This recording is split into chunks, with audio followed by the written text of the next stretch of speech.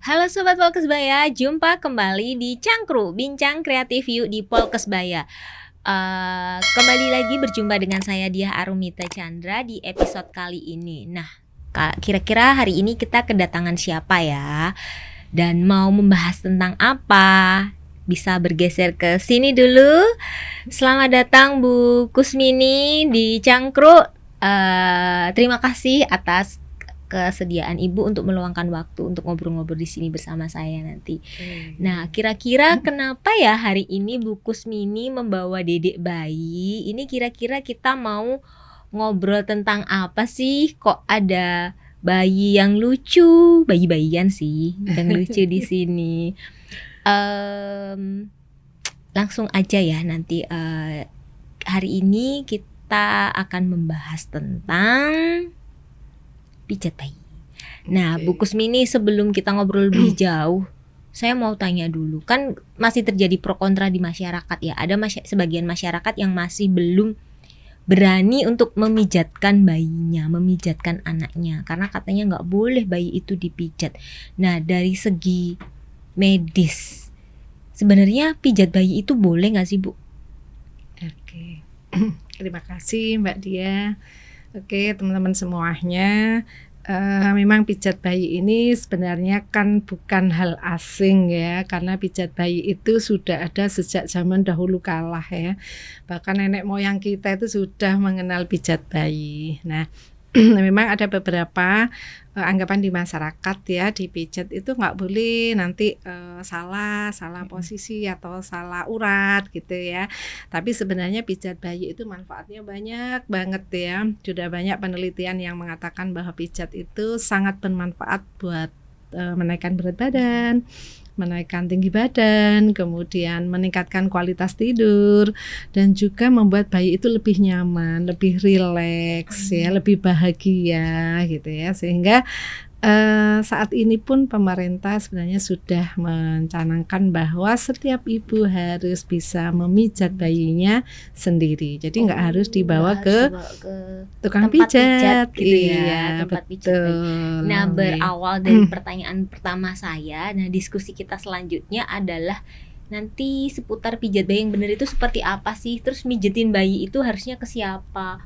Boleh nggak ibunya mijetin sendiri gitu? Nanti kita akan tanya-tanya ke ahlinya, karena Bu Kusmini ini adalah perawat spesialis anak ya Bu ya? Iya. Jadi yang ada spesialis itu nggak hanya dokter aja, perawat juga ada. Betul. Perawat spesialis anak. Jadi kita sudah tepat hari ini kedatangan Bu Kusmini untuk bertanya-tanya seputar pijat bayi. Nah, Bu, tadi Ibu sudah sampaikan bahwa pijat bayi ini sudah ada sejak nenek moyang, sejak dulu kala ya Bu ya. Betul. Ini asal muasalnya dari mana? Oke. Ya, jadi memang pijat bayi itu ada sejak zaman dahulu kala ya. Setiap negara itu punya sejarah masing-masing untuk pijat bayi ini. Makanya kalau kita belajar pijat bayi itu ada namanya gerakan Swedish ya. Ada gerakan Indian gitu ya. Jadi memang di India, di Swedia gitu juga mereka mengembangkan pijat bayi, dan alhamdulillah saya punya kesempatan untuk belajar secara internasional ya di International Association Infant Massage itu. Jadi kami belajar dari waktu itu trainernya dari Swedia.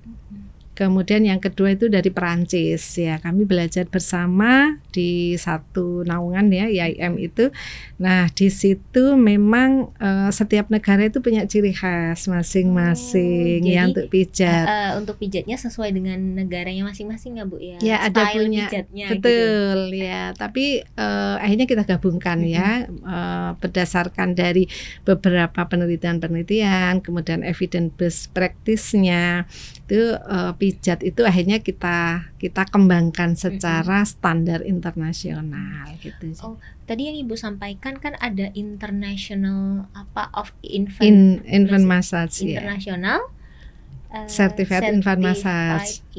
Infant massage itu berarti ada kayak perhimpunannya gitu ya Bu ya, dan itu legal, artinya kan legal secara internasional, terdaftar begitu ya Bu ya. Dan karena ada tadi Swedish massage, kemudian Indian massage, dan dari organisasi ini dibuatlah yang standar internasional itu Betul. seperti apa gitu yang bisa diaplikasikan untuk bayi-bayi di dunia ini gitu, Betul, secara di nggak seluruh harus kalau dunia. anak Swedia ya pijitnya cara Swedia, anak India cara India, anak Indonesia cara Indonesia, tapi Iya. distandarisasi sehingga itu bisa diaplikasikan ke bayi-bayi di Semua mana aja bayi, gitu ya, betul. di belahan benua manapun. Iya. Nah, karena dulu kala itu kan asal muasalnya dari nenek moyang yang mungkin saat itu belum teknologi kedokteran atau pengetahuan medis itu belum begitu berkembang seperti sekarang. Artinya kan itu dikembangkan secara tradisional ya Bu ya. Iya. Bisa jadi kalau di Indonesia tuh istilahnya asal muasalnya dari mbah dukun itu gitu. Iya. Nah itu apakah sama ya Bu ya, yang di certified infant message itu dengan yang pijet-pijet yang ada di kampung-kampung gitu dengan mbah dukun itu sama atau beda Bu? Jadi gini ya, yang mungkin perlu dipahami bahwa karena memang benar pijat ini warisan leluhur nih, warisan leluhur. Jadi memang kita juga berangkatnya dari pijat yang dilakukan oleh mbah dukun ya, terus terang memang begitu. Namun secara ilmiah kita akan terus melakukan penelitian apakah gerakan yang dipakai mbah dukun itu memang nyaman atau aman buat bayi gitu ya. Ada beberapa gerakan dan penelitian-penelitian yang sudah kita lakukan ya terkait itu. Jadi memang kalau kita lihat konteksnya ya dari mbah dukun itu kan pijatnya diturunkan ya. Jadi warisan leluhur. Jadi pijatnya itu ya sama. Saya pernah ngobrol dengan salah satu dukun bayi. Itu saya tanya, "Mbah, pijatnya itu dari mbah-mbahnya dulu itu apa sama?" Ya sama, jadi gerakannya itu sama. Mereka enggak ada pengembangan ya, enggak di-develop ya. Jadi sama dari mbah-mbahnya, ibunya dan dia sendiri juga sama gerakannya. Tapi kalau saya itu tiap tahun tuh biasanya kita beda, tergantung dari hasil penelitian terkini. Jadi kebetulan ya kita juga aktif melakukan penelitian. Jadi mengenai gerakannya, mengenai waktu yang pas untuk pijat bayi, kemudian bagian mana saja yang harus dipijat gitu. Kami kebetulan saya kan punya organisasi yang khusus untuk mengembangkan itu ya, di Indonesian Holistic Care Association. Itu kita aktif melakukan penelitian mulai. Nah ini Bu, yang menarik adalah asal muasalnya dari mbah-mbah dukun. Kemudian ketemu orang-orang pinter nih, tenaga-tenaga yang terdidik dan berpendidikan meneliti itu, kemudian didevelop, dikembangkan sesuai dengan mungkin hasil penelitian itu gitu kan. Apakah gerakannya benar, apakah gerakannya ini tidak membahayakan bayi, sehingga akhirnya distandarisasi itu tadi. Nah setelah dari hasil standarisasi itu, apakah dari asosiasi tersebut masuk ke mbah dukun ini memberikan edukasi bahwa mbah kalau mijet itu begini gitu atau enggak Bu? Atau ya sudah mbah dukun dengan jalannya sendiri, yang certified infant message ini dengan jalannya sendiri. Oke. Jadi memang pijat itu kan bukan hanya oleh tenaga kesehatan.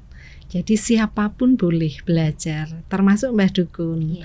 Jadi kalau kita memang sudah trust dengan mbah dukunnya itu kita bisa sharing ke mereka. Ada beberapa teman-teman tuh yang sudah sharing ya dengan mbah dukun tuh, "Mbah, pijatnya jangan kuat-kuat Mbah, di bagian perut Mbah, bahaya." Karena pijat waktu itu kan kalau terlalu kuat gerakannya di bagian perut, apalagi pas anaknya lagi diare itu kan bahaya ya, bisa terjadi namanya invaginasi gitu ya.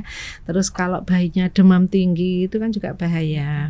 Nah itu kita biasanya ngobrol santai lah dengan mbah dukun gitu ya. Jelas ya sudah terjalin hubungan saling percaya baru kita masuk. Sama dengan dulu ya, melahirkan ditolong mbah dukun, sekarang kan sudah bidan ya, mereka juga dilatih mbah dukunnya, sama seperti itu. Jadi masuknya pelan-pelan ya. Betul. Maksudnya dengan metode komunikasi yang ya, karena biasanya dengan orang yang senior yang sudah sepuh seperti itu harus dengan cara yang bisa diterima. Betul gitu. Jadi ya diberikan edukasi tapi secara pelan-pelan, nggak yang Mbah nggak boleh begitu, salah Mbah mijetnya, tidak yang seperti itu. Nanti bisa konflik. Ya, bisa terjadi konflik. Nah, Bu tadi yang Ibu sampaikan kan pijat itu tidak harus dilakukan oleh tenaga kesehatan, mbah dukun bisa.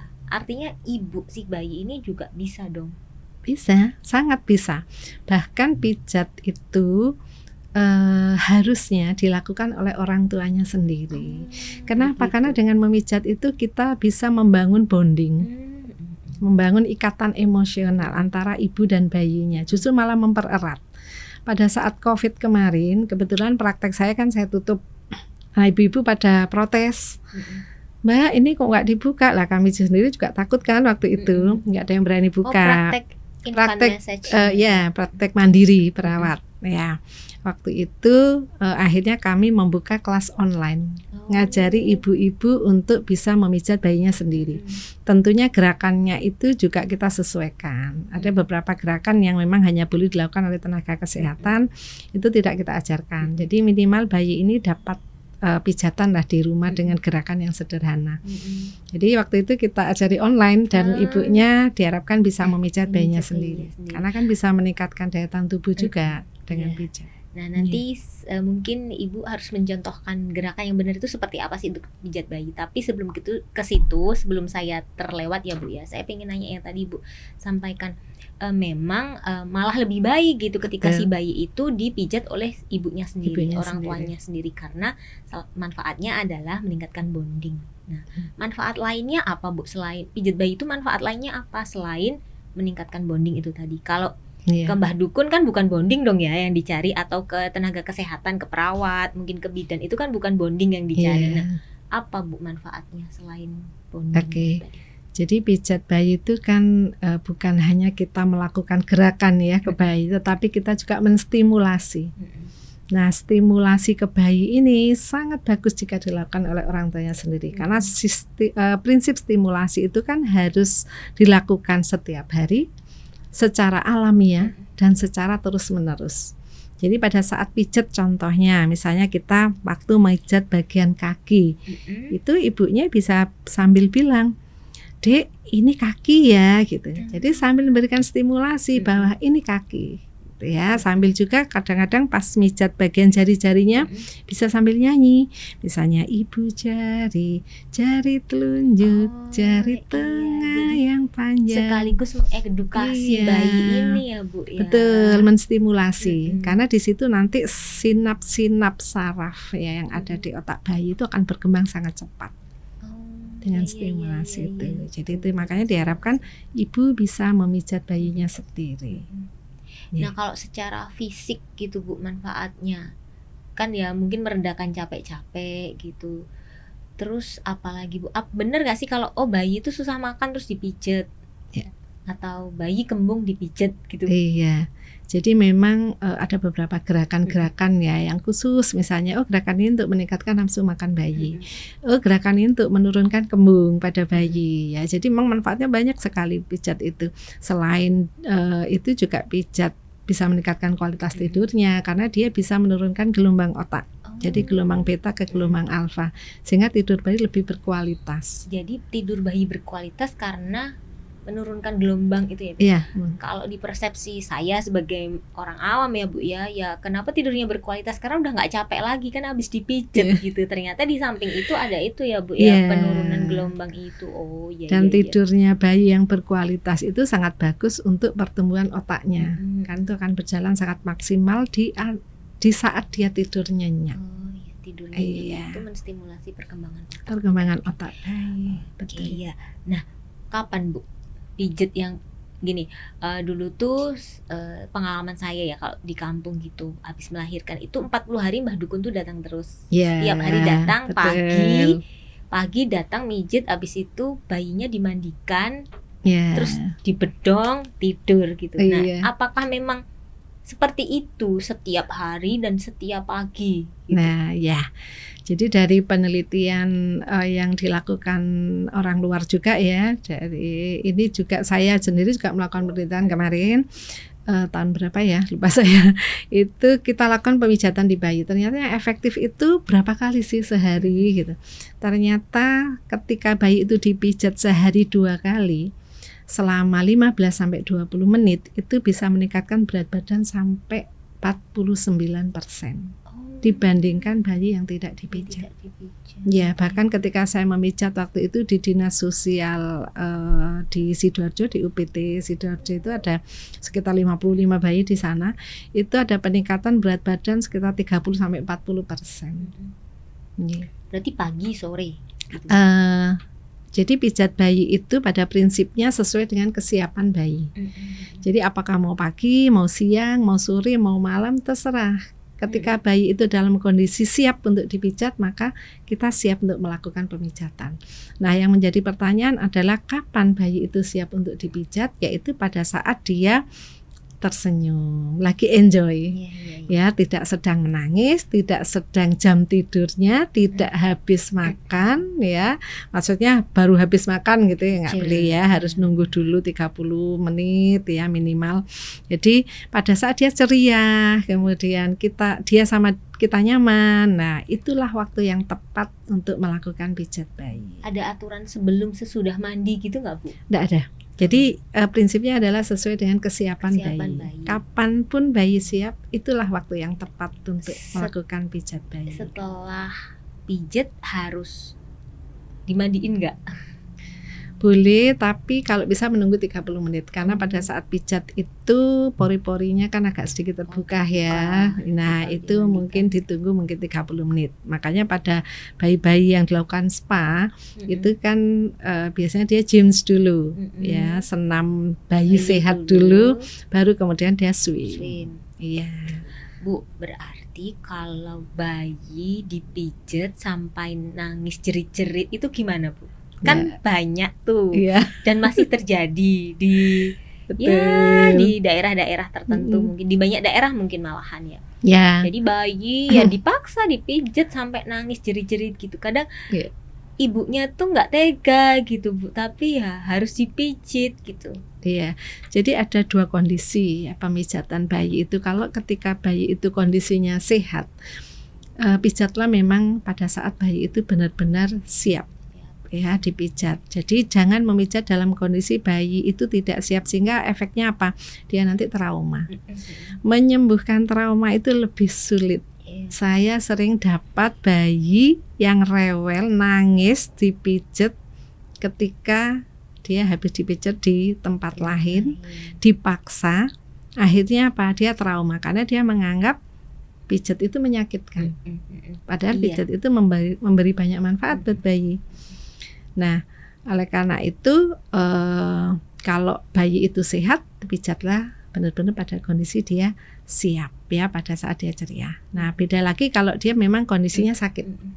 Misal ya, ada beberapa kondisi memang boleh dilakukan pemijatan ketika bayi kondisinya tidak sehat. Misalnya pada saat dia kolik abdomen, murni kolik abdomen, tidak ada muntah, tidak ada panas.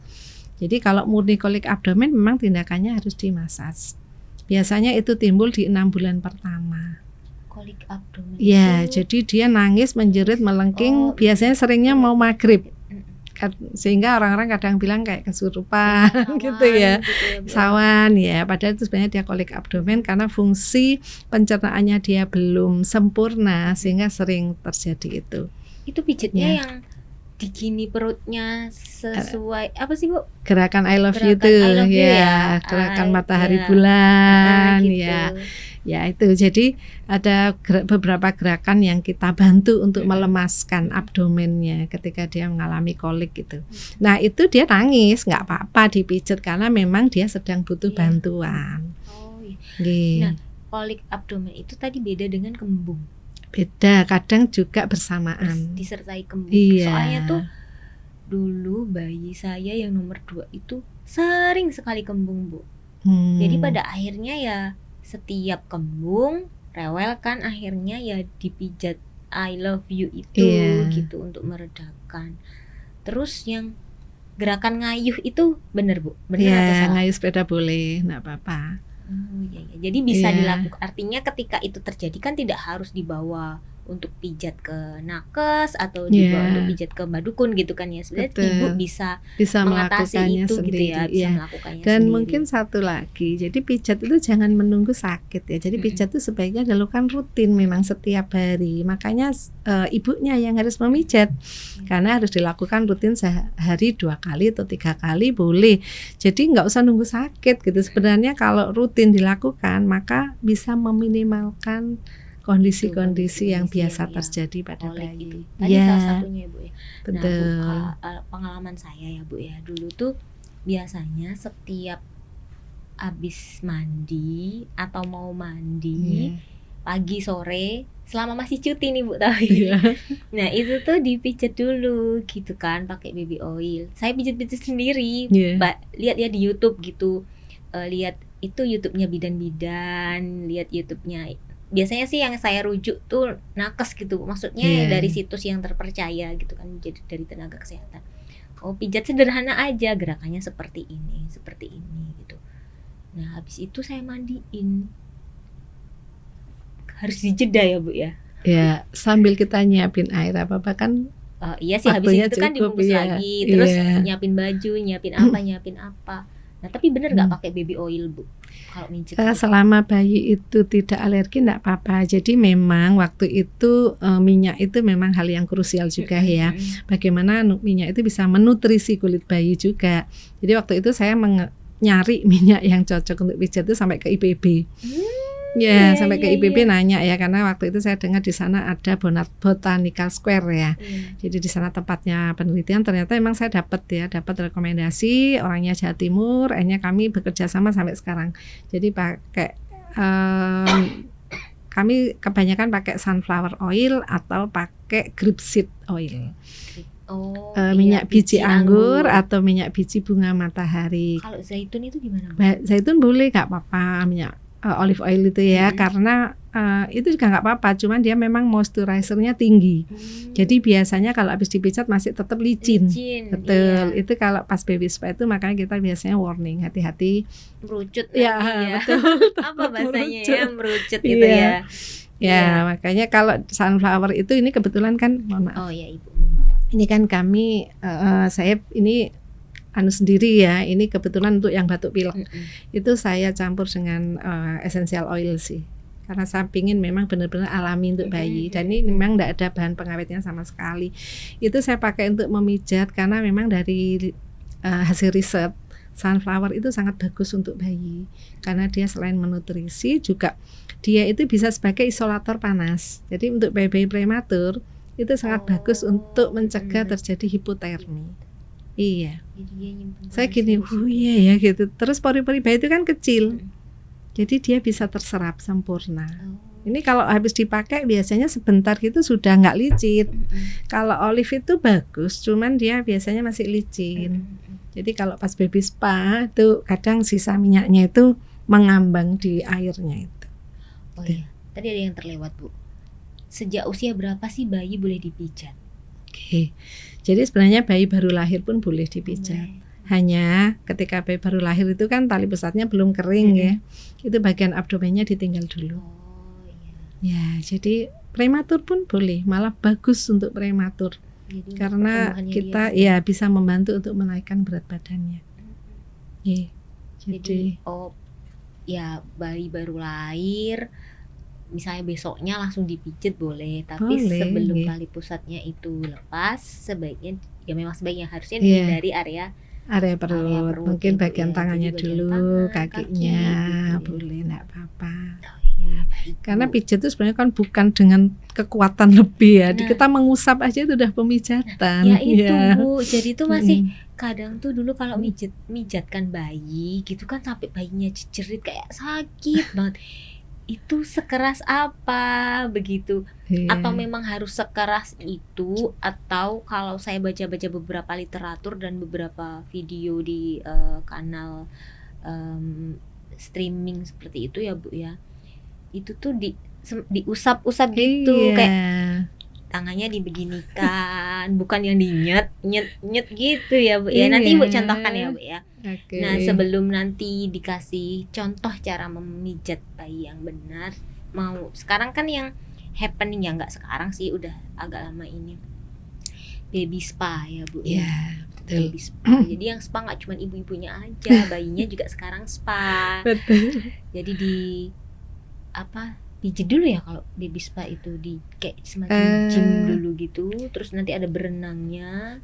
Betul. Apa saja Bu paket kegiatannya? Jadi memang baby spa itu adalah rangkaian dari pijat ya, pijat itu sendiri sama terapi air ya. Jadi itu kombinasi. Jadi memang ada beberapa ini ya, SOP ya. Kalau di saya itu biasanya memang pijat dulu, kemudian gym, baru swim. Itu namanya baby spa, rangkaian 3 kegiatan pijet, itu. Gym baru spa, baru swim. Oke. Nah, pijat itu kan sudah tahu lah ya gambarannya, nanti dari ibu atau mungkin nakes lainnya melakukan pemijatan bayi. Gymnya ngapain Bu? Gym itu gerakan-gerakan persendihan. Jadi misalnya tangan ini seperti ini gerakan persendiannya ya kan, nanti kaki sama tangan gitu, kayak olahraga senam gitu ya. Iya. Pijatnya itu sebenarnya bisa di akhir juga setelah dia swim, tapi biasanya bayi itu habis swim ngantuk. Sehingga kalau pijat itu dilakukan di akhir itu biasanya rewel akhirnya. Memang sebaiknya di proses baby spa itu swimnya ditaruh yang terakhir. Iya, karena biasanya ngantuk kalau habis swim baru pijat ya. Akhirnya rewel bayinya. Bayinya rewel sehingga ya urutannya mau pijat dulu, gym baru swim, atau gym dulu, pijat, swim gitu, biar setelah berenang ngantuk tinggal tidurnya aja. Betul. Gitu, tidur nyenyak gitu sudah tidak. Karena takutnya kalau ngantuk-ngantuk dipijat gitu kan, nangis nanti malah trauma. Iya. Nah, kalau tadi pijatnya boleh dari sejak lahir itu langsung dipijat nggak apa-apa gitu. Tapi kalau spa apakah juga sama? Kalau baby spa itu karena dia harus berenang di air, bisa pakai alat bantu neck ring atau neck float yang pakai di leher ya. Memang kemarin sempat ada pro kontra ya. Jadi makanya di tempat saya itu pakainya neck float. Jadi bedanya neck ring sama neck float itu, kalau neck ring itu isinya angin. Jadi memang dia agak kurang stabil. Kalau neck float itu isinya kayak gabus ya. Jadi dia stabil. Enggak pakai pompa, memang bentuknya itu stabil. Dia lebih stabil. Cuman sekarang ini teman-teman lebih banyak pakai chest float, pakai chest float. Di dada. Jadi pakai itu, atau pakai swim trainer yang isinya angin jaket, tapi juga vest itu ya. Betul. Jadi pakai itu. Jadi memang harus kuat lehernya, harus kuat menyangga leher dulu. Kuat nyangga leher dulu. Baru boleh swim. Kecuali kalau kita pegangi aja renangnya enggak masalah. Tapi kalau kita lepas, syaratnya ini harus kuat dulu. Ya, itu biasanya kan antara 3 bulanan ya, 3 bulan ke atas, masing-masing bayi kadang nggak sama. Bu, kadang kan ada tuh di video-video bayi berenang tapi nggak pakai ring, nggak pakai float gitu. Jadi berenang terus nanti berenang ke sana ditangkap. Nah, itu boleh ya Bu ya? Iya, itu harus dilakukan memang seorang yang sudah ahli ya, karena resikonya memang besar. Sama dengan waterbird ya, itu kan juga dengan beberapa persyaratan ya. Tidak semua orang melahirkan boleh di air sama kayak gitu. Jadi bayi berenang di air kan sekarang lagi karena dari beberapa influencer artis-artis juga bayinya begitu ya. Jadi itu memang harus dilakukan orang yang benar-benar ahli ya. Jadi itu ngajari berenang sih sebenarnya, tapi dengan teknik khusus ya. Dan itu memang singkat kan awalnya, perkenalan untuk ke bayi singkat. Jangan sampai dia aspirasi minum kesedak air. Ya. Jadi kualitas airnya harus diperhatikan juga, tenaganya harus terlatih. Nah Bu, yang kalau baby swimnya tadi ya Bu ya, kan di neck ini ada bahayanya nggak Bu? Oke, nah itu yang kemarin jadi pro kontra. Makanya sejak itu kalau gitu, karena baby spa itu tidak harus pakai neck ring. Jadi bukan syarat utama. Jadi kalau memang itu dari segi kajian ya, karena memang waktu itu kita searching ya, itu bukan hasil penelitian, tapi itu dari hasil kajian gitu. Tapi yang membuat kajian orang yang kompeten gitu, dari dokter spesialis anak, dokter rehab medis gitu. Jadi oke lah, daripada kita kontra ya, oke kita ambil titik amannya, jadi udah pakai swim trainer atau pakai chest flute aja. Jadi lebih aman ya disangganya, lebih karena di area aman. dada begitu. Betul, ya, kan Nggak- dikhawatirkan kalau ada ya- cedera di Iya, takutnya tulang itu Bu, belakang. kalau yang nggak tega gitu kan, karena di sini yang hanya tertumpu kepalanya aja ke Iya. atas gitu. Akhirnya kan bebannya dari leher ke bawah ya Bu ya. Betul. Kalau di ini kan sudah tersangga Iya. dari area dada gitu. Lebih seimbang lah kalau Mm-mm, di jadi seimbang. chest flute. Ya kalau di chest flute itu lebih aman, Lebih stabil, lebih ya. stabil karena di badannya Betul. lebih stabil. Nah Bu, kalau misalnya ini Bu, yang kembali ke pijat ya Bu ya. Seandainya nih bayi dipijat terus nangis jerit-jerit, itu sebaiknya pijatnya berhenti dulu atau ya lanjut aja sampai prosesnya selesai. Ya. Jadi kita harus memperhatikan juga tumbuh kembang bayi ya. Jadi ketika dia tidak nyaman dengan tindakan yang kita lakukan, ya kita harus berhenti. Kita tenangkan dulu. Jadi ketika kita memijat, bayinya nangis, rewel, ya udah berhenti dulu, ditenangin dulu. Iya. Ya, jadi kita nggak bisa memaksakan, karena pada prinsipnya pijat bayi itu yang menjadi gurunya ya bayi itu sendiri. Oh iya, yang tahu Iya. bahwa ini nyaman atau tidak. Betul. Saya pernah mijat bayi usia 13 bulan itu, dia nggak mau dipijat tangannya. Jadi pada saat saya pijat bagian tangannya, dia tarik, baru 2 kali ditarik. Kemudian saya pijat bagian kakinya, baru 3 kali ditarik sama dia. Terus saya pijat bagian yang mana? Dia nyerahkan punggungnya. Dia nyerahkan punggung. Oh ya sudah, kita pijat bagian punggungnya. Dia senyum. Karena kan memang bahasanya bayi seperti itu. Kalau Iya. kita orang dewasa kan bisa bilang ya, oh ini kaki saya yang capek, mungkin yang kanan ini yang agak lama gitu. Iya. Kalau bayi kan dia memberikan respon. Iya. Di masyarakat itu yang terjadi adalah ya ketika bayi dipijat ke mbah dukun atau mungkin ke ya tempat pijat gitu, kemudian nangis dijeritan, ya sudah dilanjutkan saja sampai Iya. proses itu berakhir, yang pada akhirnya adalah ketika si bayi itu sudah lebih besar sedikit, sudah mengerti, baru sampai depan tempat pijatnya Betul. saja sudah menangis. Artinya kan itu menimbulkan trauma ya Bu Trauma. ya. Nah seperti itu seharusnya treatmentnya seperti apa gitu.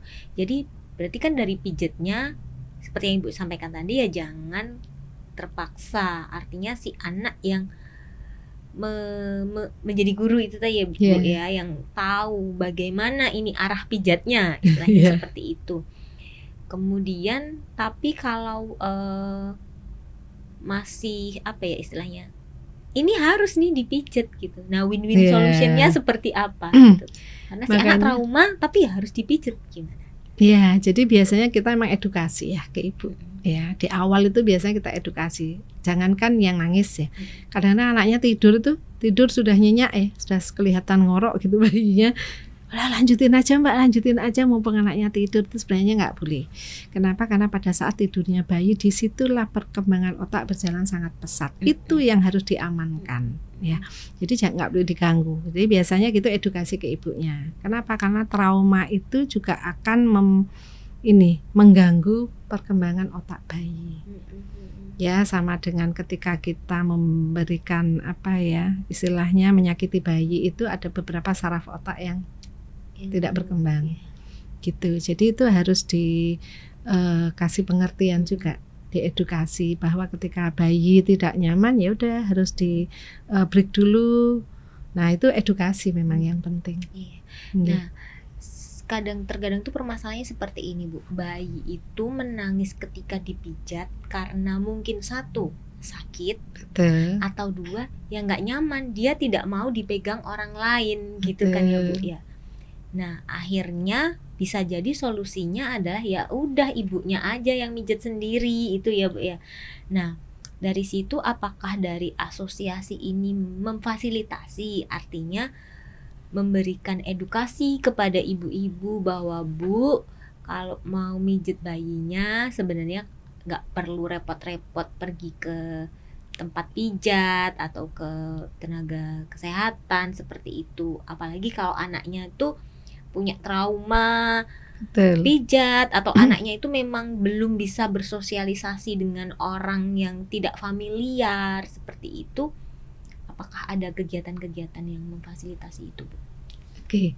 Jadi memang anak itu ketika 6 bulan ke bawah masih belum bermasalah ya ketika dipijat orang lain. Ketika dia 6 bulan ke atas, dia sudah mulai mengenal orang di luar lingkungannya. Jadi mulai tidak nyaman kalau ada orang asing. Orang ini nggak biasa dia lihat. Dia biasanya kan menilai ya ketika bertemu dengan orang lain tuh, apakah orang ini nyaman nggak buat saya, aman nggak buat saya, dia masih menilai.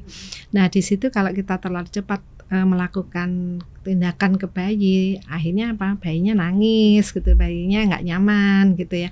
Jadi sebaiknya memang kita melakukan pemijatan itu kan harus ini ya, artinya benar-benar bayi itu dalam kondisi siap. Kemudian ibunya kalau misalnya belum bisa melakukan pemijatan ya kita buat kelas ya. Saya sering kok buat parent baby kelas ya di beberapa daerah. Kalau Pengapmas itu juga memberikan ini apa namanya edukasi ke ibu, kita ajari. Makanya saya ada di YouTube itu beberapa pijatan sederhana yang bisa dilakukan oleh ibu di rumah. Itu dengan harapan ibu nggak usah bawa ke tempat pijat, dia biar bisa memijat bayinya sendiri di rumah. Gerakannya kan sangat sederhana dan bisa diikuti gitu. Jadi nggak usah ketemu dengan orang asing pun dengan ibunya dia sudah nyaman gitu. Karena memang ada baby itu yang tipikal difficult baby ya. Jadi kalau sama orang jangankan kita deket ya, dari jauh baru dilihat aja sudah ngislep, sudah gitu. ngislep, Iya. sudah tangis, sudah tidak nyaman. Takut, iya. Ya sudah ibunya yang harus memijat. Oh, nah itu Bu, nanti sambil diberikan contoh ya Bu ya. Nah tadi Ibu sampaikan Ibu juga membuat video pijat bayi yang benar seperti apa dan ditayangkan di YouTube-nya di Ibu. YouTube di Kusmini Polkesbaya. Ya jadi nanti untuk sobat Polkesbaya yang ingin tahu cara pijat bayi yang benar seperti apa, ada video lain juga ya Bu ya tentang perawatan bayi atau mungkin video apa Ada gitu, video juga, edukasi. ya, Nah, itu bisa main-main ke channelnya Bu Kusmini ya di Kusmini Polkesbaya ya. Polkesbayanya biar nggak ketinggalan. Ya, Polkesbaya tetap. Jadi di Kusmini Polkesbaya nanti linknya kami cantumkan di sini ya. Nah, terakhir nih Bu, sebelum kita tutup obrolan hari ini, boleh nggak Ibu mencontohkan pijat yang benar itu seperti apa sih yang bisa dilakukan sendiri gitu Bu, artinya bukan pijat yang dilakukan oleh profesional. Jadi kalau ibu-ibu di rumah mau memijat anaknya sendiri itu gerakan yang benar seperti apa, bisa dicontohkan? Iya. Gerakannya banyak ya sebenarnya pijat itu kan mulai dari kepala sampai kaki ya. Mau dimulai dari mana saja boleh. Jadi ada beberapa prinsip ya di gerakan pijat bayi itu. Jadi sebenarnya pertama kali ketika bayi itu sudah menunjukkan respon dia siap untuk dipijat, artinya dia memang tidak rewel, memang dia sudah bukan jamnya tidur gitu. Nah, memang pertama kali kita buka bajunya ya semuanya. Biasanya saya di awal itu kalau kita mijat bayinya orang lain gitu, saya suruh gendong dulu. Ya, saya suruh gendong dulu supaya apa? Supaya kita merasakan nafasnya bayi. Saya minta biasanya iramanya itu kita mengikuti supaya dia nyaman sama kita. Itu jadi yang memijat Bu, yang memijat yang menggendong. Iya, kan nanti kita minta kan sama ibunya. Nah, itu kita gendong dulu, kita peluk jadi dulu. Jadi nggak langsung gini. diletak untuk dipijat gitu ya.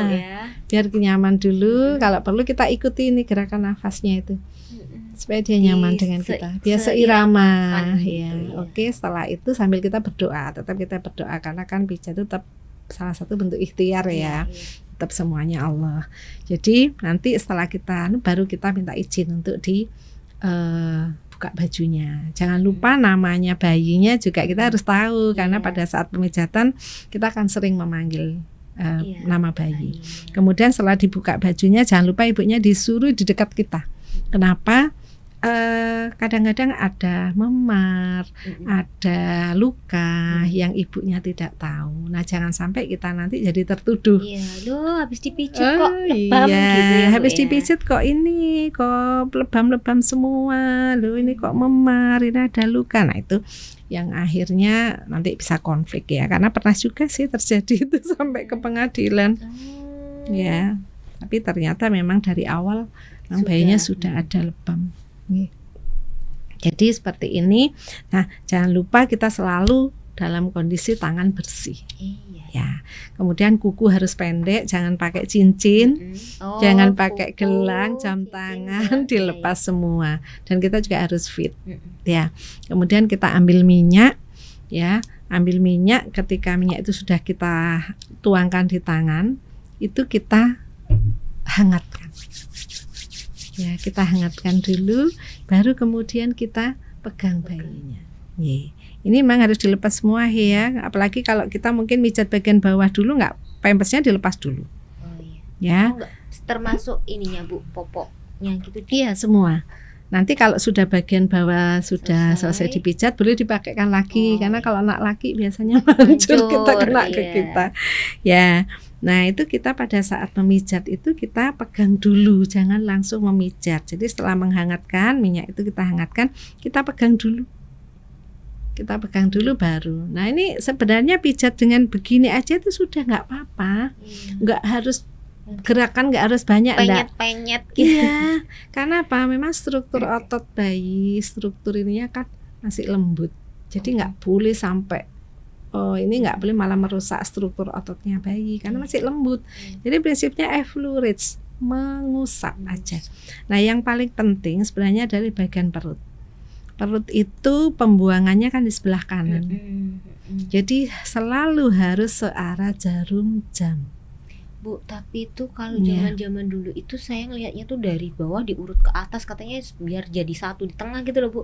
Dari bawah dada ke sini, dari atas, dari bawah sini ke atas, dikumpulin di tengah gitu loh kalau mbah-mbah zaman dulu tuh. Iya, tapi kalau sebenarnya kan ini kalau bawah enggak ya, dari gerakannya dari atas, ini gerakan water wheel sebenarnya namanya. Nah, ini gerakan water wheel itu kan mengusap memang ke bawah, tapi tidak dari bawah ke atas. Yang menjadi yang nggak boleh itu ketika dengan tenaga yang dalam gitu ya. Iya. Ya. Dan ini di perut ini kan apalagi 6 bulan ke bawah, itu kan biasanya banyak gas. Karena memang fungsi pencernaannya dia belum bagus. Belum atur kan. Makanya hanya ASI saja yang boleh. Nah, itu dia harus searah jarum jam. Ini kadang kalau gerakan Sanmun, ya, di gerakan Sanmun begini, kadang ibu itu nggak terasa ininya balik. Iya, balik. Itu yang nggak boleh. Makanya saya kalau Sanmun lihat ibunya nggak bisa, udah nggak usah. Ini aja. Nah, jadi dengan begini aja sebenarnya nggak apa-apa. Pijat itu nggak usah dengan gerakan macam-macam. Begini aja nggak apa-apa. Asal benar prinsipnya. Searah jarum jam. Terus ini pakai gerakan satu aja dengan memberikan loh besar gitu nggak apa-apa di bagian dada ini. Ya. Kemudian di tangan tuh diusap aja ke bawah, kemudian ke atas. Jari-jarinya itu diusap begini, nggak boleh sampai nggak boleh dipuntir-puntir ya. Cuman tangan kita yang bergerak ke atas. Sampai gitu. Jangan sampai cekluk-cekluk. Itu sebenarnya kan peregangan ligamen yang bunyi nggak boleh ya, nantinya malah dislokasi. Ini kemudian di muka, ya, muka itu nggak usah, cuman di muka itu nggak usah pakai minyak yang nggak usah minyak lagi lah. Habis mijat bagian lain, sisa minyaknya itu. Ya. Takutnya kena mata nanti. Jadi ini kita usap sambil kita ajak ciluk gitu. Jadi dia senang, jadi pijat sambil ada mainan. Interaksi ya, Bu, ya. Ada interaksi, nggak ya, diem. Betul. Terus di sini ini juga dikasih stimulasi bagian telinga karena di sini saraf-saraf kecerdasan. Jadi di jewer-jewer, dijewer-jewer ringan itu karena di sini banyak sekali saraf kecerdasan. Bu, kalau yang di sini begini bener Bu? Sini diseginikan. Sini biasanya kalau agak besar biasanya pakai gerakan kita ini kayak orang mau vessel gitu ya. Iya, kalau yang anak kecil di circle aja di. Jadi, tapi gerakannya keluar. Keluar gerakannya, keluar gini. Kemudian di bawah hidung, ini kan titik meridian sebenarnya, di bawah mulut gitu nih. Terus nanti dia balik di sini diusap aja gini. Meskipun enggak usah gerakan macam-macam, segini aja enggak apa-apa. Bukan Nggak yang masalah. begini. Boleh Oh, di ini. boleh. Cuman di bagian ini yang menjadi prinsipnya adalah nggak boleh memijat di bagian tulang Tulangnya. belakang. Harus di kanan kirinya. Jadi kalau circle boleh di circle diginikan, tapi di kanan kiri tulang belakang. Iya. Nggak boleh pas, tulang belakangnya nggak boleh dimanipulasi. Kadang masyarakat itu sebagian masih berpikirnya yang dipijit itu tulangnya, yang sakit-sakit, yang capek tulangnya, gitu ya Bu ya.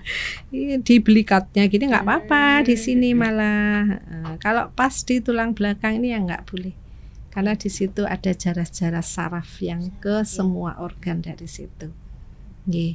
Ada memang pemijatan situ, tapi untuk orang dewasa dan itu pakai essential oil boleh, tapi kalau untuk bayi nggak boleh. Nanti ini kan masih berkembang terus bayi, tumbuh dan berkembang terus. Nah nanti malah bisa terjadi hal-hal yang tidak diinginkan. Selesai dipakein baju lagi, pakai gitu baju ya. lagi. Nah sobat gitu. Polkes Baya, mungkin sebenarnya masih mau ngobrol panjang Bu, tapi karena ya waktunya sudah cukup, jadi nanti kita sambung lagi dengan topik lain. Karena menyambung dari bayi ini masih banyak Bu yang bisa dibahas. Setelah pijat bagaimana ASI. apa ASINya, nanti setelah lepas ASI bagaimana MP-ASINya, seperti itu kan banyak hal yang kadang-kadang di masyarakat itu hal-hal kecil yang masih misleading, masih salah kaprah gitu Bu. Misalnya seperti pijat tadi, ada aja yang bayi sudah nangis dijeritan masih digas pijat sehingga menimbulkan trauma. Itu trauma. Gitu. Kalau sudah trauma itu repot. Saya pernah itu ada Chinese ya. Karena anaknya itu trauma, bayinya trauma, terus ke orang lain dia takut, akhirnya sama siapapun, akhirnya mbahnya itu belajar sama kita privat 1 minggu, dia bisa, kemudian cucunya itu dipijat sendiri. Iya, sampai mbahnya itu privat karena saking ini nggak mau itu lihat. Itu yang terjadi sama cucunya. anak kedua saya. Karena ya trauma, nggak mau, dan memang anaknya ternyata karakternya sampai sekarang sudah SD itu memang nggak susah Bu bersosialisasi. Maksudnya ketemu orang baru gitu susah gitu. Jadi waktu itu akhirnya saya itu tanya-tanya ke bidan, kemudian dia di YouTube bidan pijat yang bener ya. Akhirnya ya pijat yang usap-usap itu aja, yang penting biasanya pagi sore gitu diusap-usap, sambil diusap-usap gitu aja gitu. Iya, enggak apa-apa Ibu. Jadi Ibu itu bisa melakukan pemijatan sendiri kapanpun, enggak usah bingung dengan gerakannya. Kita menyentuh bayi itu sebenarnya sudah pemijatan. Kan sambil diajak cerita, diusap-usap ya Bu ya. Betul. Ya, nanti berlanjut terus Bu, kita nggak jadi ditutup-tutup. Ya Sobat Polkes Baya, tadi kita sudah ngobrol-ngobrol dengan Bu Kusmini, sudah dapat ilmu banyak tentang pijat bayi hari ini, dan nanti di lain kesempatan Bu, kami kalau Ibu ada waktu lagi berkenan kesini lagi ngobrol-ngobrol lagi tentang topik-topik lain seputar perawatan bayi sesuai spesialisasi Ibu keperawatan anak. Nah, Sobat Polkes Baya, terus dukung channel YouTube Poltekkes Kemenkes Surabaya di @polkessurabaya dengan like, subscribe, dan share video-video kami. Dan jangan lupa agar dapat notifikasi, agar nggak ketinggalan video-video kesehatan atau informasi-informasi dari Poltekkes Kemenkes Surabaya. Terima kasih Bu Kusmini atas kehadirannya. Nanti ditunggu lagi kehadirannya di sini untuk berbagi. Insyaallah. Dan akhirnya saya Diah Arumita, sampai jumpa di episode selanjutnya. Dadah.